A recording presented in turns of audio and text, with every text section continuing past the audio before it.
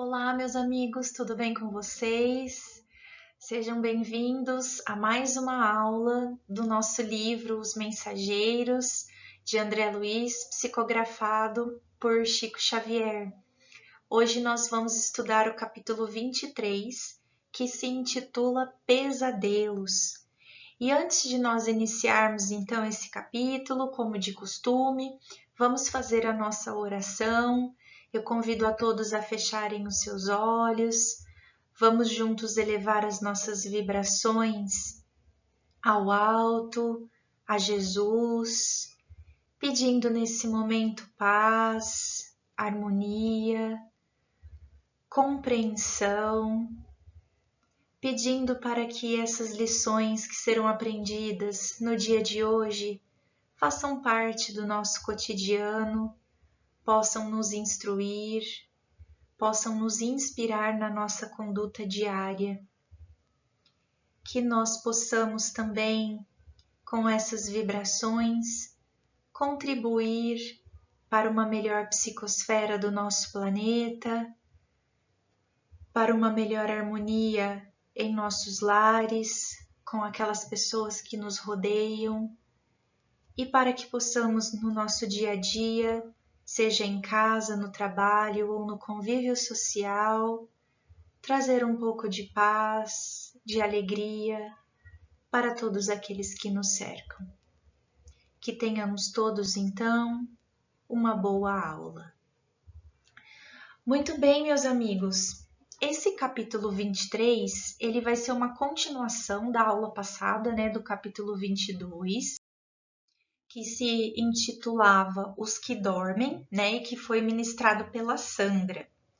Então, vamos relembrar algumas coisas, já que os capítulos são correlatos. Lá no capítulo 22, então, na aula anterior, nós vimos que o André Luiz, o Vicente e o Aniceto ainda estavam naquele posto de socorro, eles estavam tentando ir para a Terra, precisavam passar a noite nesse posto de socorro devido às tempestades eletromagnéticas e à densidade da psicosfera que estava no planeta por conta da Segunda Guerra Mundial, E aí eles aproveitaram no capítulo anterior para visitar os pavilhões dos espíritos que estavam adormecidos. E aí vamos lembrar que esses espíritos que estavam então adormecidos, eles estavam lá nesse estado, muito parecido com um estado de sono, porém eram companheiros, eram entidades que estavam em profundo desequilíbrio mental e moral e que não tinham ainda condições de despertar e de ter uma consciência ativa de que estavam desencarnados. Então, permaneciam nesse estado, semelhante a um sono profundo, porém, até que eles vão, então, adquirindo um pouco mais de consciência, um pouco mais de paz de espírito, ou seja, condições para que pudessem, cada um no seu momento, despertar para a consciência do mundo espiritual e entenderem, então, que aconteceu essa passagem aí do desencarne. Então, a gente vê que nem sempre o sono ele vai representar o descanso. Nós sabemos que quando nós dormimos, as nossas ondas cerebrais elas são diminuídas, e existem aparelhos de medicina como o eletroencefalograma que mensuram, a capacidade dessas ondas cerebrais. Então nós sabemos que em determinados estados de vibração e frequência o nosso cérebro está bem ativo e quando a gente dorme, essas ondas cerebrais elas estão diminuídas em frequências mais baixas. E que durante essas frequências mais baixas, então, o corpo ele fica mantendo as suas funções vitais principais ativas. Então, você respira, o seu coração bate, o intestino, embora esteja muito diminuído os movimentos peristálticos, mas ele está funcionando. teu corpo físico está funcionando, embora esteja repousando, mas o cérebro parcialmente então desligado, só permanecendo ali o estado fisiológico para que o teu corpo sobreviva, faz então com que o seu espírito se despreenda e o seu espírito vaga, trabalha, né? Vai para locais onde a sintonia dele é atraída e ajuda ou permanece em estado aí de perturbação, né? Então depende muito da nossa sintonia antes de dormir, ok? E essas entidades então que estavam ali todas permaneciam então nesse estado semelhante ao sono, já desencarnadas, né? Porém, elas estavam em constante perturbação mental, oriundas das suas condutas, né, morais enquanto encarnadas e oriundas do despreparo ainda para poderem entender que desencarnaram. Muito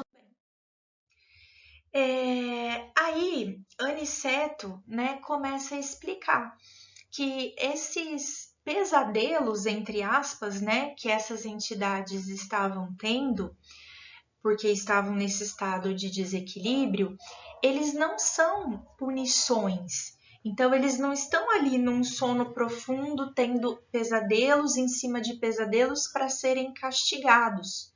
Muito pelo contrário, Deus não faria isso com nenhum filho seu. Deus não pune. Então, essas projeções que esses espíritos ficavam tendo na forma de pesadelos são projeções da própria mente deles. Então, eles não tinham ainda um estado de consciência, porém, a mente deles ficava, então, trabalhando e mantendo essas visões muito angustiantes, muito horríveis, revivendo traumas, né?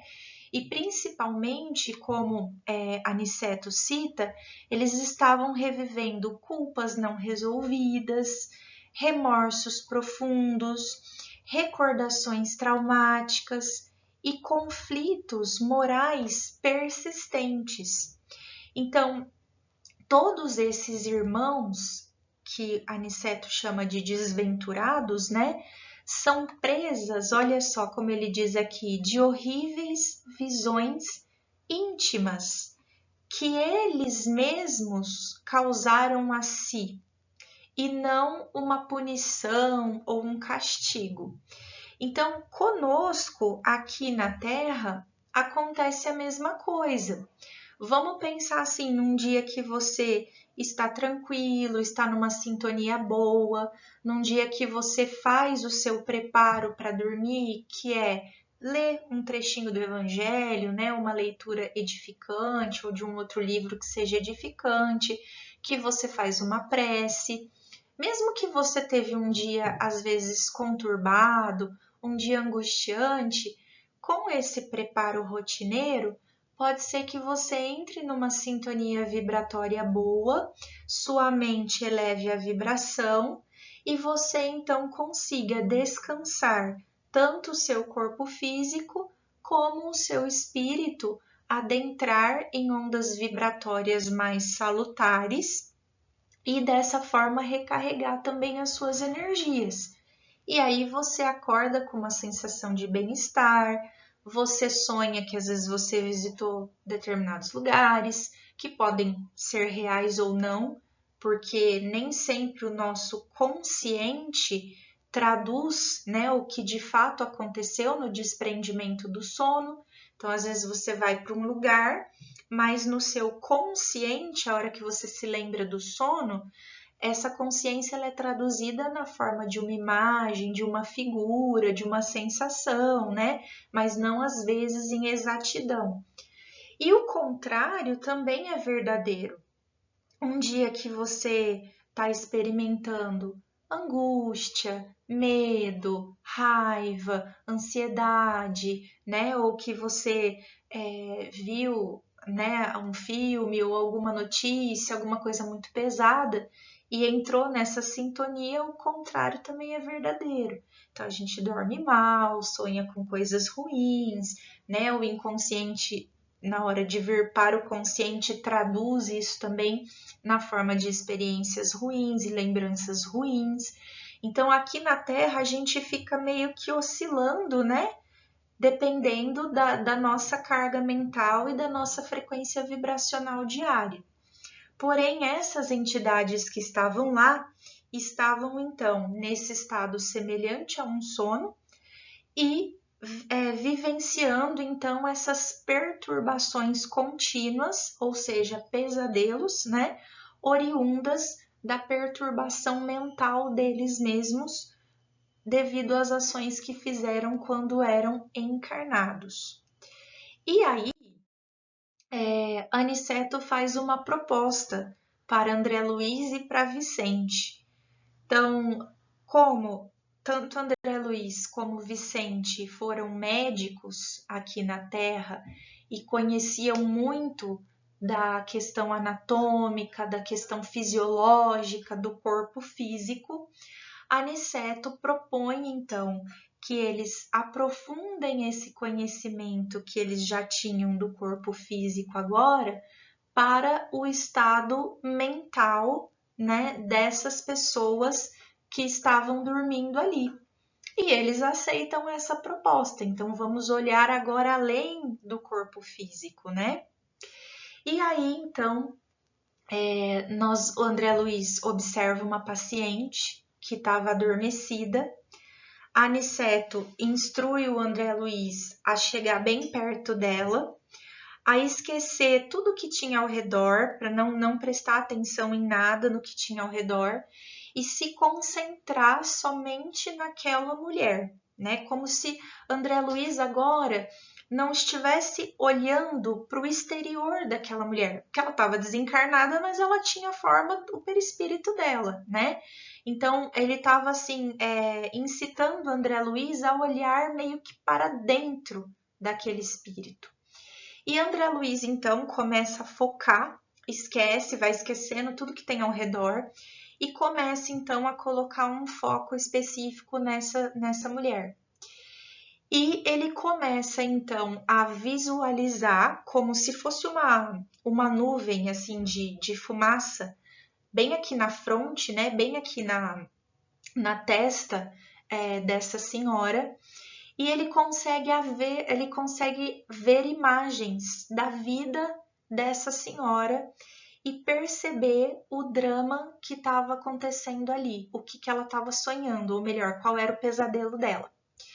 E o pesadelo dela era reviver continuamente a cena de um assassinato.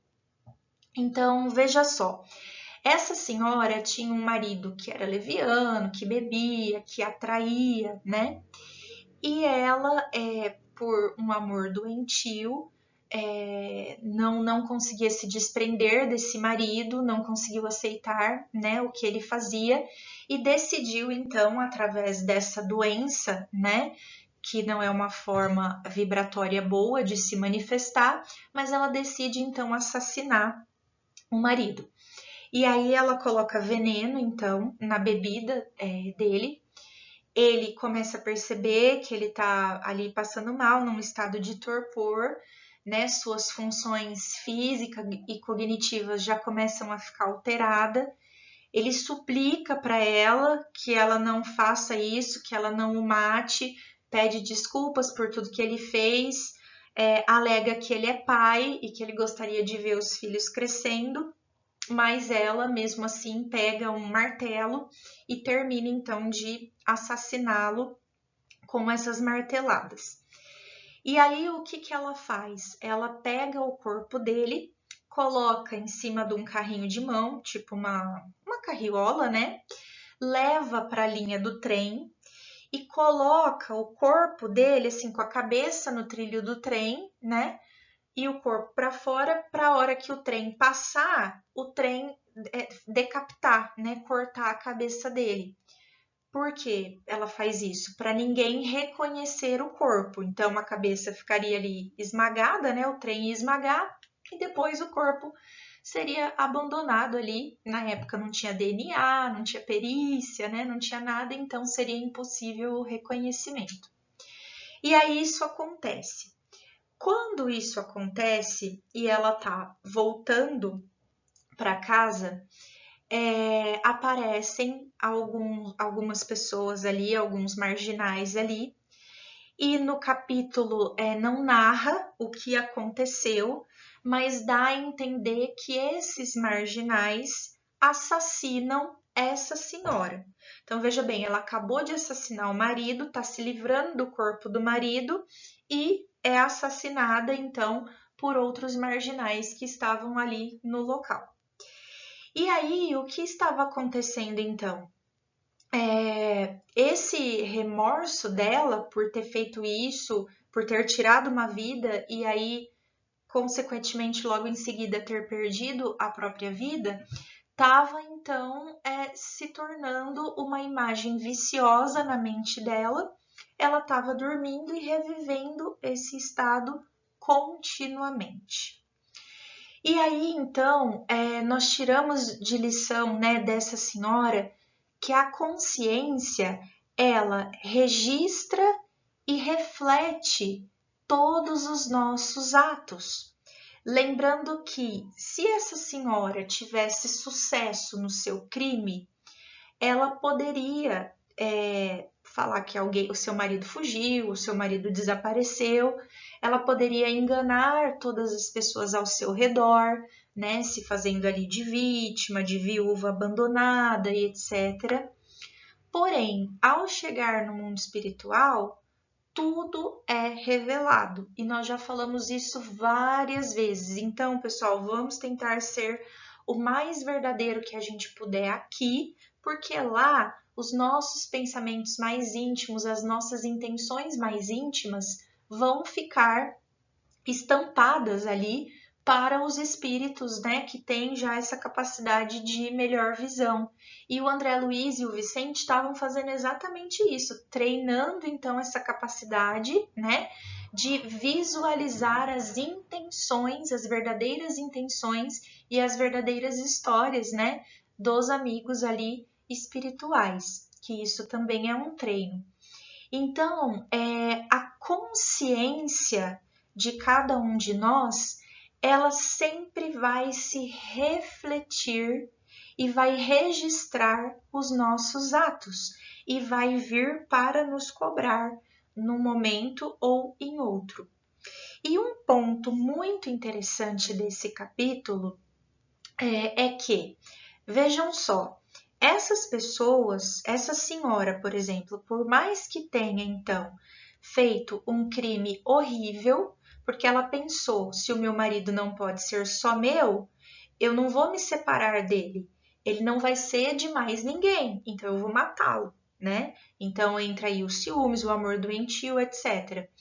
Então veja, mesmo tendo praticado esse ato horrível de assassinato e mesmo tendo um desencarne traumático, porque ela foi assassinada em seguida, ela estava num posto de socorro, vejam só, ela estava inconsciente, protegida, né? Porque as pessoas que estão ali ao redor estão protegendo, cuidando dela até que ela tenha condições de recobrar a consciência, porém, ela está vivendo o seu próprio inferno mental.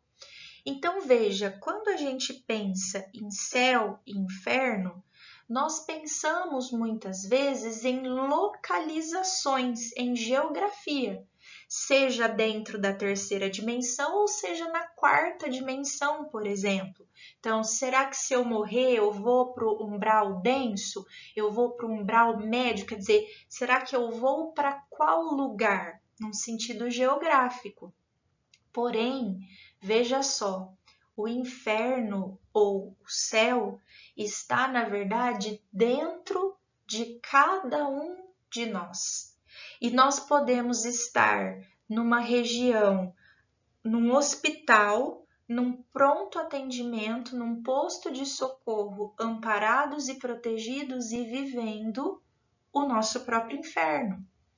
enquanto que nós podemos estar no meio de um inferno, entre aspas, um planeta de provas e expiações, um planeta onde as vibrações são terríveis, as sintonias são horríveis, mas estarmos vivendo já numa nova Terra ou num estado vibracional mais elevado. Não vou dizer o céu, porque eu acho que nós não temos ideia do que é um céu, né? Do que é um estado de paz plena que de repente um espírito puro, um espírito superior já experimentou. Mas veja que essa construção realmente de céu e de inferno não é uma localização geográfica, e sim um estado mental criado por nós mesmos. Então, embora estejamos mergulhados ou dentro de uma realidade física tridimensional ou tetradimensional, boa ou ruim, o que vai determinar a nossa paz e a nossa felicidade e harmonia é o nosso estado mental interior. Por isso que essa construção ela é interna e não externa, ok? Bom, André tem uma atitude muito boa, porque o primeiro sentido, né, a primeira, vamos dizer assim, reação humana, né, que a gente faz e que talvez eu fiz ou vocês estão fazendo, ouvindo a história dessa senhora, é julgar o que ela fez, né? E aí, André Luiz, enquanto ele está vivenciando isso, né? Depois que ele já entendeu toda a vibração e o pesadelo dela, ele já se afasta e ao invés dele julgar essa senhora, o que que ele faz? Ele começa a sentir como se ele fosse ela. E ele começa a lembrar de tudo que ele sofreu, né? Quando ele desencarnou, lá nas zonas umbralinas, antes de ir para o nosso lar. Então, ao invés de julgar, ele começou a ter um sentimento de compaixão. Poxa, ela teve um ato horrível, ela teve uma morte horrível. Ah, mas ela mereceu. Não, de jeito nenhum. Ele falou: poxa, ela cometeu um erro horrível, mas eu também já cometi erros horríveis, né? Eu também já tive a minha cota de sofrimento. Então, eu começo a olhar para essa senhora sem julgar e sentindo compaixão. E ele começa a ter um sentimento assim de querer ajudar essa senhora, de querer tirar ela dali, né? E aí vem Aniceto então e vai advertir que ela, ainda não estando preparada para sair daquela condição, somente as vibrações que André Luiz estava dando para ela, de sentimento de compaixão, né, de benevolência, já iam fazer bem para ela e já estavam ajudando. Então, Aniceto, né, fica muito orgulhoso, né, dessa condição de André, desse sentimento, que é o sentimento de um espírito amadurecido, né, é ter a compaixão e tentar compreender antes de julgar. E aí a gente extrai, então, mais algumas lições, né, que a consciência é o nosso maior tribunal. A gente engana todos por um bom tempo, mas no final nós não conseguimos enganar a nós mesmos. E a nossa consciência então vai julgar se estaremos num estado de perturbação, no sentido de negatividade, ou se estaremos num estado de bem-estar e de boas vibrações, né?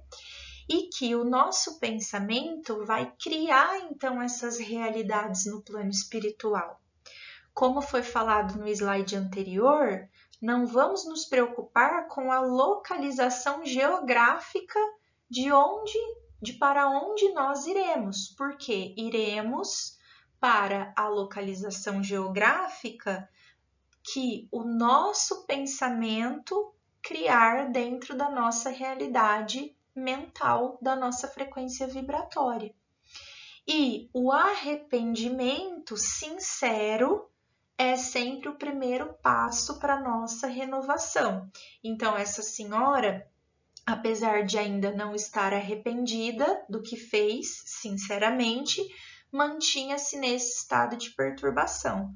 Porém, a compaixão de André, e ela estava sendo muito bem cuidada, né, já vai ajudar para que uma hora ela tenha esse arrependimento sincero, e pode ser que em uma dessas milhares de imagens que ela está vendo continuamente na mente dela, desse assassinato e da sua morte, de repente, numa dessas imagens, ela comece a sentir o arrependimento, comece a sentir perdão, pedir perdão, né? E se isso for sincero, provavelmente ela vai parar com essas visões e eventualmente ela vai então acordar lá no mundo espiritual. Então a oração e o auxílio fraterno vão ajudar na libertação interior de cada um de nós, e isso precisa ser construído por nós mesmos. E fica as lições, então, mais uma vez, né? Vamos tentar compreender antes de julgar qualquer que sejam os crimes. Eu sei que é bem difícil, né? Mas dizer isso, que a gente precisa compreender, não quer dizer que você está sendo conivente ou aceitando a coisa errada, né? A gente costuma confundir essas duas coisas. Então, poxa, eu compreendi o que aquela pessoa fez. Não quer dizer que eu aceito.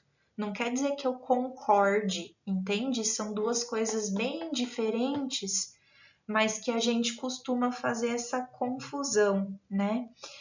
E quando a gente compreende isso, talvez a gente comece a ter o impulso de socorrer antes de condenar, de reconhecer que todos nós estamos em evolução e de exercitar a caridade diante dos erros alheios, de praticar a indulgência, né, com os erros alheios. E aí fica uma frase marcante de Aniceto que diz que a dívida em toda parte anda com os devedores. E quem de nós não tem uma dívida, né? Quem de nós não cometeu um erro, um delito, algo grave? Então, isso vai andar conosco até que nós tenhamos a coragem de aceitar que erramos e que somos devedores e nos arrependermos sinceramente para que possamos, então, consertar o mal que tenhamos feito às outras pessoas e a nós mesmos. Bom, então fica aí a nossa mensagem final, né? Tudo isso daqui que tá nesse slide aqui já foi dito, né? Ficam algumas perguntas aqui, de repente, né, para a gente debater. O que será que os pesadelos espirituais vêm para nos ensinar, né? Como será que a gente pode transformar essa culpa em aprendizado, né? A primeira coisa é não julgar nem a nós mesmos, né? Porque lembra do amai ao próximo como a si mesmo? Tem pessoas que fazem tudo pelas outras pessoas, mas não fazem nada por si. E quando a gente fala em não fazer nada por si, a gente não está falando de coisas materiais, né? Não é isso, mas as pessoas não se perdoam, né? Perdoa todo mundo, mas cometeram um erro e fica carregando essa culpa sem se perdoar. Então, isso é uma artimanha também do ego para não deixar você evoluir. Você tem que se perdoar para que você possa se arrepender sinceramente do seu erro e partir para a sua evolução, né? E a importância, então, da compaixão, né? Então, da importância da caridade, da verdadeira caridade com você mesmo e com as outras pessoas. Então, fica aí uma mensagem final que eu peguei da internet e um autor aqui desconhecido, mas cultivar o bem hoje é preparar o despertar sereno do amanhã. Que todos fiquem então com Deus e a gente se vê aí na nossa próxima aula. Um grande abraço a todos.